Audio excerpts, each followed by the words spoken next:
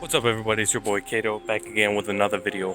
On today's video we are actually installing an acuity the pedal relocator, because you know how it's too far apart and heel toe doesn't really work out with that. So I'm gonna go ahead and install it. I'm gonna show you how to do it and we're about to have a good time. Alright, so you want to come down here and you got 3 bolts on the gas pedal. You got 1, 2, 3, and then you got that clip up there. So you want to remove the clip and then unbolt those 3. Should come right out. So now what you want to do, you want to take your pedal relocator and bolt it in with the OEM screws, or nuts I guess you can call them, right into these grooves here, and then that's gonna have this bolted on.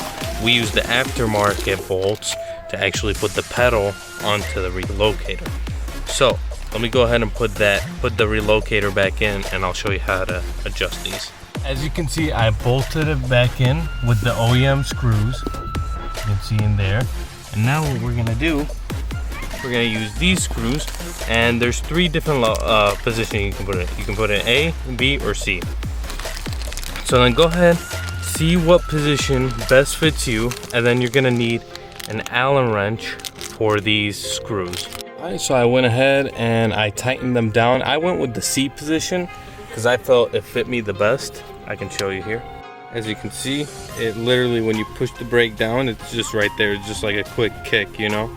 So that is actually quite nice, and it's still far enough to like differentiate whether it's the brake or the pedal, you know?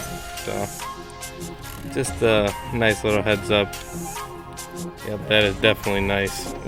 What am I doing here? There we go. Very nice.